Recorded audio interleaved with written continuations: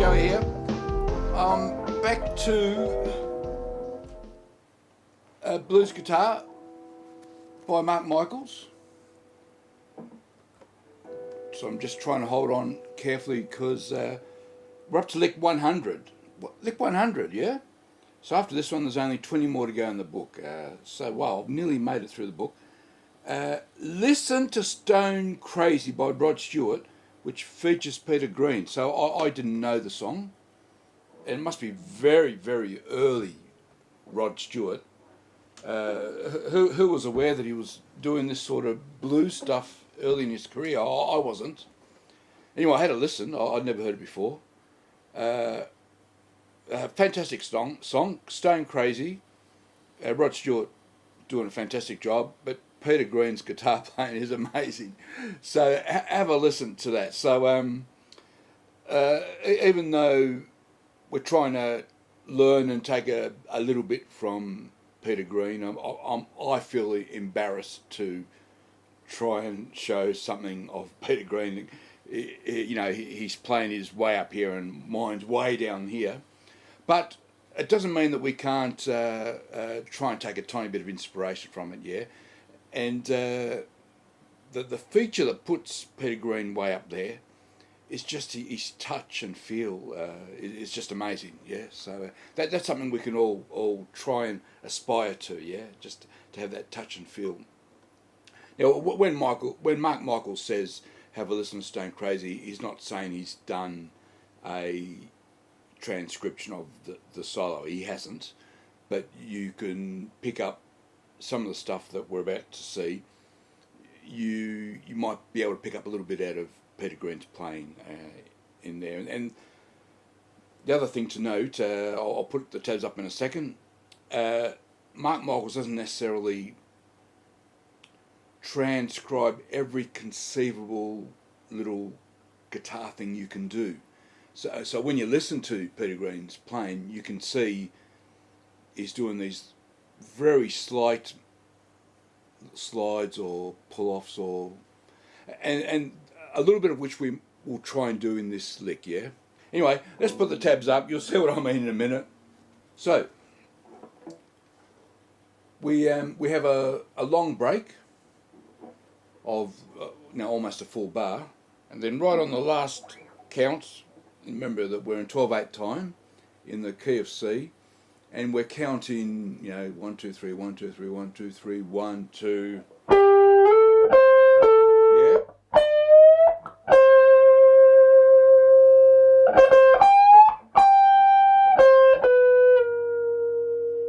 Now here's one occasion, what I just did then. So Mark Michaels doesn't show this, he just shows the tab. But this 16 to 15, which is a really nice move. You see, going from a B natural, very unusual note to play under a C7 chord, yeah, very unusual. So you're going from the B natural to the B flat. And the way I choose to do there is to, even though Mark Michaels doesn't show this in the book, to do a little slide. Because it seems like the sort of thing that Peter Green might do, yeah? I think. Let me do that again. 1, 2... 1,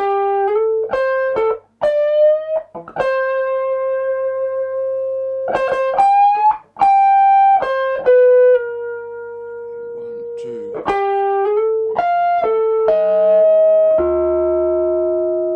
Now here's another occasion where we're trying to get a little bit of that Peter Green feel. I'm failing miserably, might I add, but that's what we're trying to aspire to. And once again, Mark Michaels does not describe this in detail, but we're doing that slide again from the G to the A node. And now, rather than going, we're up to the F7, I've got the next bars up. You go up to the F note, so you're skipping a string. Then you're grabbing this E flat, and we're also going to get a tiny bit of this A flat. So remember, we're in F7, which has an A natural, and we're in the key of C, supposedly, and probably the start of it was probably C major pentatonic, but then once we get up to this F7, we're throwing in all sorts of little notes, including notes out of the F7, and you could say notes out of F minor pentatonic, which is exactly what that A flat is the minor third of the F chord. So, but Mark Michaels shows this 13th fret in brackets without telling us how we get there. So the way I try and do it, once again, I'm trying to get some inspiration from Peter Green. Hear that? I've hit that high E flat.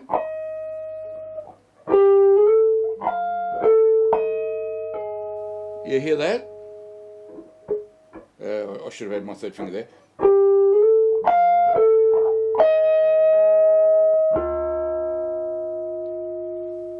So I've hit the 13th fret, not with my pick, but just pulling off that A note, which is still ringing slightly. And this is the sort of thing that Peter Green does, is that he has little notes in there that they're barely audible, yeah? Because his playing is so nuanced, right? But he's getting these little, as I'll talk about having a feel for it. Now, by the time we get that F note, we are effectively playing an F minor 7. That's what those notes are. F, A flat, and the E flat. And very hard to sort of get that all ringing nicely together, actually. Very hard, but that's a nice thing to practice, so have a go at that. So within that ring, we've got another nice, so we're up at the end of that first bar of F7, yeah, we're letting these three notes ring. Then last beat we hit this E note, E natural, once again, unusual note, yeah? So that's sort of back out of the C major pentatonic, but we've just been thrown in notes out of F minor pentatonic, and that E flat is a sort of an unusual note to pull out right here. But just as we sort of did these half steps, we're doing a... Now, we've got some little technique here, once again, that Mark Michaels does not make clear in the book, that we just surmise. We've got this little slide from the 14th to the 15th, the E to F. We're going to hit this high E flat again. Now notice I've rebarred the 13th fret because I'm going to go...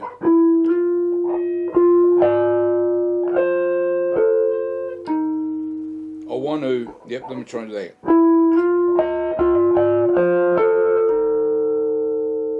I want to get to the E flat just by pulling off that F note that's ringing. I'm not going to hit the E flat or hit the pull off. I'm just going to pull off the F note that's already ringing. But as I say, it's often hard to keep all these notes ringing while you're doing so much, yeah? So that's why I slide. As I grab that E flat, I'm going to do that bar that 13th fret.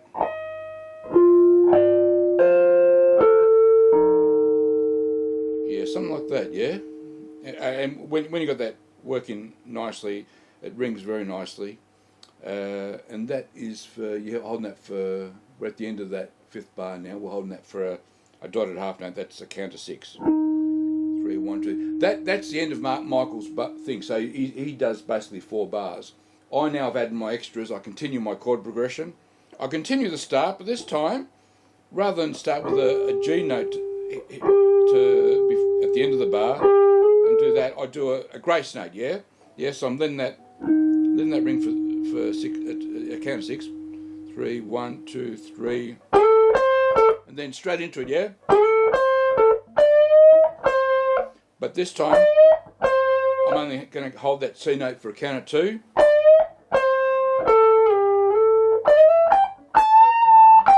So I decide, so I'm varying it up a little bit, while still using some of the notes that Peter Green uses. I decide to, because we're up to the C7 now, I'm going to do a half step bend on that A note to get a B flat. B flat's part of the C7, but I'm happy to use the A note as well because we used the A note in the previous C7. So I go, and then do a bend from the G to A.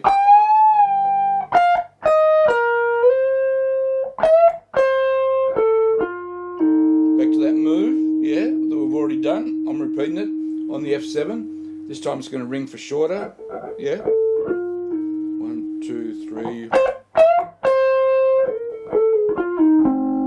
Yeah, 2, 3, 1, 2. And then I'm going to grab that low G note to sort of finish it all off, yeah. All right, let me try and do that all together one more time, and then we'll just jump straight to the backing track. But as you can see, lots of little things to practice, yeah. Which I won't lie is a challenge to get that working nicely all together. All right, 1, 2.